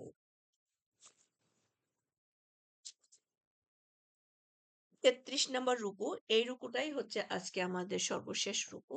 ইনশাআল্লাহ তাইলে আমাদের সেকেন্ড পারাটা হয়ে যাবে। ২৪৯ নম্বর আয়াত। তারপর তালুত যখন সৈন্য সামন্ত নিয়ে বের হলো, তখন সে বলল, নিশ্চয়ই আল্লাহ তোমাদের পরীক্ষা করবেন একটি নদী দিয়ে। যে কেউ সে নদীর পানি পান করবে, সে আমার নয়। আর যে কেউ তার স্বাদ গ্রহণ করবে না, সে অবশ্যই আমার। কিন্তু কেউ তার হাতের আজলা ভরে সামান্য পান করলে তার তেমন কোনো দোষ হবে না। অতঃপর অল্প সংখ্যক ছাড়া তাদের সবাই সে পানি পান করল। পরে যখন তালুত ও তার সঙ্গী ঈমানদাররা তা অতিক্রম করল, তখন তারা বলল, আজ আমাদের জালুত ও তার সৈন্যবাহিনীর সাথে যুদ্ধ করার মতো শক্তি নেই। কিন্তু যারা দৃঢ়ভাবে ধারণা রাখত যে আল্লাহর সাথে তাদের সাক্ষাৎ ঘটবেই, তারা বলল, আল্লাহর হুকুমে কত ক্ষুদ্র দল বিজিত হয়েছে কত বৃহৎ দলের মোকাবেলায়। আর আল্লাহ তো রয়েছেন ধৈর্যশীলদের সাথে। তাহলে ২৫০, তালুত ও তার সৈন্যবাহিনী যখন জালুত ও তার সেনাবাহিনীর সম্মুখীন হলো, তখন তারা বলল, হে আমাদের প্রভু, ধৈর্য দাও আমাদের মনে, দৃঢ়পদ রাখো আমাদের, আর সাহায্য করো আমাদের কাফের জাতির বিরুদ্ধে। তারপর তারা আল্লাহর হুকুমে জালুতের বাহিনীকে পরাজিত করল এবং দাউদ জালুতকে হত্যা করল। আর আল্লাহ দাউদকে রাজ্য ও হিকমত দান করলেন এবং তাকে শিখালেন যা তিনি জানতেন, যা তিনি চাইলেন। মানব জাতির কতককে যদি কতকের দ্বারা আল্লাহ প্রতিহত না করতেন, তাহলে গোটা পৃথিবী বিপর্যস্ত হয়ে যেত। কিন্তু বিশ্ববাসীর প্রতি আল্লাহ হলেন পরম করুণাময়। এসব আল্লাহর আয়াত, আমি তোমাদের কাছে তা যথাযথভাবে আবৃত্তি করছি। আর তুমি তো নিশ্চিতভাবে রাসূলদের অন্তর্ভুক্ত। ২৫৩ নম্বর আয়াত। এই রাসূলগণ, এদের কতককে আমি কতকের উপর শ্রেষ্ঠত্ব দিয়েছি। তাদের মধ্যে কারো সাথে আল্লাহ কথা বলেছেন এবং কাউকে উচ্চ মর্যাদা দান করেছেন। আমি মরিয়মের পুত্র ঈসাকে স্পষ্ট কিতাব প্রদান করেছি এবং জিব্রাইলের মাধ্যমে তাকে শক্তি দান করেছি। আর যদি আল্লাহ ইচ্ছে করতেন, তাহলে তাদের পরবর্তীরা তাদের কাছে পরিষ্কার নির্দেশ এসে যাবার পর যুদ্ধ বিগ্রহে লিপ্ত হতো না। কিন্তু তাদের মধ্যে মতবিরোধ ঘটল, ফলে তাদের কতক ঈমান আনলো এবং কতক কুফরি করল। আল্লাহ ইচ্ছে করলে তারা যুদ্ধ বিদ্রোহে লিপ্ত হতো না। কিন্তু আল্লাহ তো তাই করেন যা তিনি ইচ্ছে করেন। এই ছিল আমাদের দ্বিতীয় পাড়ায়। আলহামদুলিল্লাহ আমরা ৩৩টা রুকু সূরা বাকারা থেকে পড়লাম। আল্লাহ যদি আমাদেরকে তৌফিক দান করেন, আমরা ইনশাল্লাহ প্রতিদিন এক পারা করে পড়ব। সেই হিসাবে আগামীকাল আমরা পড়ব হচ্ছে 3rd পারা। আজকে আমাদের 2nd পারা কমপ্লিট হলো। আমরা সবার কাছে দোয়া চাই, আল্লাহ যেন আমাদেরকে কোরআনের তর্জমাটা একটু শোনার তৌফিক দান করেন, পড়ার তৌফিক দান করেন। এখান থেকে যেন আমরা কিছুটা মানে আল্লাহ যেন আমাদেরকে কোরআনের একটা স্বাদ পাওয়ার তৌফিক দান করেন। এখান থেকে আমরা যেন আ ইনফরমেশন গুলো ছেলেটার জন্য পাই। একটু দোয়া কোরআনের করেন। উপরে যেন আমরা থাকতে পারি এবং আমরা ইনশাআল্লাহ। এখানে কেউ কোরআন নিয়ে রিসার্চ করি না। আই মিন কি বলবো? কোরআন সম্পর্কে অত কিছু জানি না। আল্লাহ এটুকু তো জানি, তাই আমরা আমার ল্যাঙ্গুয়েজে তোমার কোরআনটা একটু পড়তে আসছি। আল্লাহ সেই বিশ্বাস নিয়ে পড়তে আসছি। তুমি সূরা কামরে যেরকম বলেছ, আমি তো কোরআনকে সহজ করে দিয়েছি উপদেশ গ্রহণের আপা জন্য। নাদিয়ার ভাইটার জন্য একটু দোয়া করেন যে জি, মারা গেছে ছোট। আছে কি কোনো উপদেশ গ্রহণকারী? ঠিক সেই বিশ্বাস থেকে আমরা কোরআন এ আমাদের ল্যাঙ্গুয়েজে পড়তে বসেছি আল্লাহ। আমার বিশ্বাস আমরা এখান থেকে অনেক হ্যালো উপদেশ আপু, গ্রহণ আসসালামু করতে পারব। আলাইকুম। জি, ওয়ালাইকুম আসসালাম। আমার আমার বিশ্বাস আম্মু রবিবারে মারা গিয়েছে, রবিবার সকাল 9টা 13 মিনিটে। আম্মুর জন্য একটু দোয়া করেন। ইন্না লিল্লাহি ওয়া ইন্না ইলাইহি রাজিউন। আল্লাহ আমাদের সমস্ত মাকে, সমস্ত ভাইকে, আল্লাহ যাদেরকে আপনি নিয়ে গেছেন তাদেরকে সম্মানিত করেন। আল্লাহ আমরা জানি আমরা তাদেরকে কতটুকু ভালোবাসতে পারতাম, কতটুকু টেক কেয়ার করতে পারতাম জানি না। আমাদের সর্বোচ্চটুকু আপনার কাছে সরিষা পরিমাণ না। আল্লাহ আপনার কাছে তারা আছে, যারা আছে, Recording stopped. আমাদের পিতামাতা আছে, আমাদের আ সন্তানাদি আছে, আমাদের পূর্বপুরুষরা আছে এবং যারা আছে আল্লাহ তারা অনেক বড় অসহায়। আপনার যারা এই দুনিয়া থেকে চলে গেছে তারা অনেক, অনেক, অনেক অসহায়। তারা শুধু আপনার দিকে তাকিয়ে আছে। আপনি যদি মাফ করে দেন, আল্লাহ আপনার কোনো ক্ষতি হবে না। কিন্তু আপনি যদি মাফ না করেন, আমাদের যাওয়ার কোনো জায়গা নাই আল্লাহ। আল্লাহ আপনি যারা চলে গেছেন তাদেরকে মাফ করে দেন। যারা জীবিত আছেন, আমাদের মধ্যে আছেন, তাদের হায়াতে দৈয়বা দান করুন। আল্লাহ অনেকে অসুস্থ আছেন। আজকেও ক্লাস শুরুর আগে একটা বোন ফোন করেছিলেন, উনার হাসব্যান্ডের ক্যান্সারের রোগী। আরেকজন বোন উনি হসপিটালে ভর্তি, উনার নিজেরই ক্যান্সার। আল্লাহ আপনি জানেন কে কোথায় ভর্তি আছে, কার বডিতে কি ডিফিকাল্টিজ আছে। আল্লাহ আপনি সবাইকে ভালো করে দেবেন। সেই সাথে আমি আল্লাহ আমার নিজের জন্যও চাচ্ছি। আমার মাথার মধ্যে সবসময় ব্যথা হতে থাকে। আপনারাও দোয়া করবেন, আল্লাহ ভালো করে দেবেন। আমি যে কথা বলতেছি যখন একটু ভয়েস জোরে করি তখন আমার ব্রেইনের মধ্যে কি ব্যথা লাগে, হিট লাগতে থাকে। আল্লাহ আপনি ভালো করে দিলে তো আমাদের আমরা এগুলো কিছুই বুঝবো না। আপনি রাহমানুর রাহিম। আপনি সবকিছু আপনার রহমত থেকে সমাধান করে দেবেন। সেই সাথে আমরা যারা জীবিত আছি সবচেয়ে বড় চাওয়া আল্লাহ আমরা যেন আপনার কোরআনের উপরে থাকতে পারি। আপনার নির্দেশিত পথে চলতে পারি। যে পথে চললে আল্লাহ আপনি খুশি হবেন, আমাদেরকে আল্লাহ সেই পথে চালাবেন। আল্লাহ আমরা যেন হেয়ার দেয়ার অন্য পথে চলে গেলেও আপনার রহমতের ফেরেস্তা দিয়ে আপনি আমাদেরকে আবার সোজা পথে নিয়ে আসবেন। আমরা যেন হেয়ার দেয়ার না থাকি। আমাদের ডেস্টিনেশন গন্তব্য একটাই আল্লাহ আপনার জান্নাতুল ফেরদৌসে আপনাকে দেখা। আমাদের সেই পর্যন্ত সেই রাস্তাটাকে আপনি এত সহজ করে দিন, এত সহজ করে দিন। আমরা এই যে মা চলে গেছেন, যে জাস্ট চোখ বন্ধ করলাম, আমি কবরে ঘুমাইলাম। আমি চোখ খুলে আপনাকে যেন দেখি। এর মাঝে যত রকমের ডিফিকাল্টিজ আছে আল্লাহ আপনি সব আমাদের জন্য ওভারকাম করে দেন। সেই কবরের আযাব, ডে অফ জাজমেন্ট, সে কিয়ামত কোনো কিছুর জন্য আমরা রিয়ালাইজ না করি। আমরা যেন চোখ খুলে যখন রিয়ালাইজ করব তখন শুধু আপনাকেই দেখি। তো সুবহানাকা আল্লাহুম্মা বিহামদিকা আশহাদু আল্লা ইলাহা ইল্লা আনতা আস্তাগফিরুল্লাহ ওয়া আতুবু ইলাইক। আমার ভুল ভ্রান্তির জন্য আপনাদের কাছেও ক্ষমা চাচ্ছি। আমি বারে একটু ইয়েও করেছি। আর আল্লাহ যেন আমাদেরকে কবুল মঞ্জুর করে নেন এবং আমাদেরকে মাফ করে আপু দেন। কোন বইটা জি। থেকে পড়াইতেছেন? আসসালামু আলাইকুম ওয়ালাইকুম রহমতুল্লাহি ওয়া আসসালাম ওয়া বারাকাতুহু। রাহমাতুল্লাহি ওয়া বারাকাতুহু। এই যে আমি ওই গ্রুপের উপরে দেখেন বইয়ের ছবিটাও দিয়ে দিছি। অনেকেই তো চান, ও জিজ্ঞাসা করেন। আচ্ছা জাস্ট একটা আচ্ছা, তর্জমার সরি। বই। ওকে আপা, হ্যাঁ, তরজামার বই কার লেখা সেটা? ওকে, আমি দেখতেছি। হ্যাঁ, এগুলো সোজা যেটা, ওই দেখবেন যে একটা ইয়োলোর উপরে ইয়েটা দেওয়া আছে। আমার কাছে বইটা একটু খুব হালকা সাবলীল লাগে। আমি দেখাচ্ছি আপনাদেরকে, স্ক্রিন আপু শেয়ার বইটা করছি। একটু ছবিটা একটু দেন না আপু। একটু আমি WhatsApp এ যাচ্ছি, একটু আমি শেয়ার করে আপু দিচ্ছি। আপু এই যেটা পড়লেন সেটা কোন সূরা ছিল?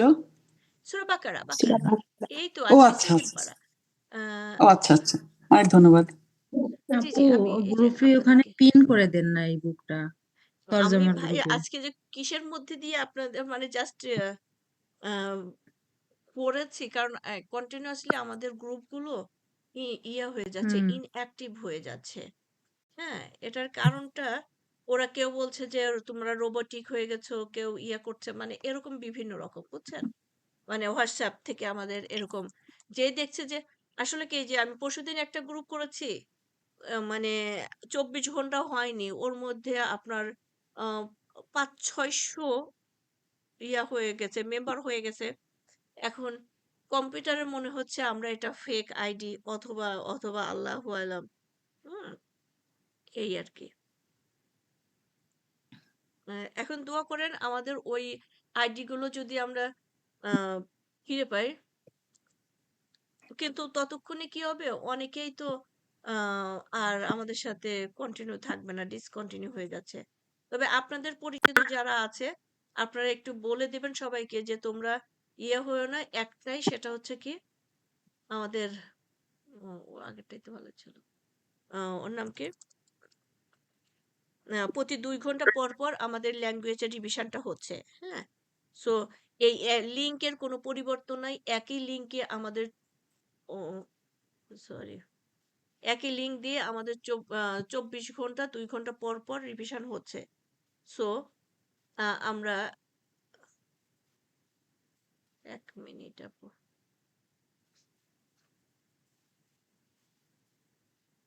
আপু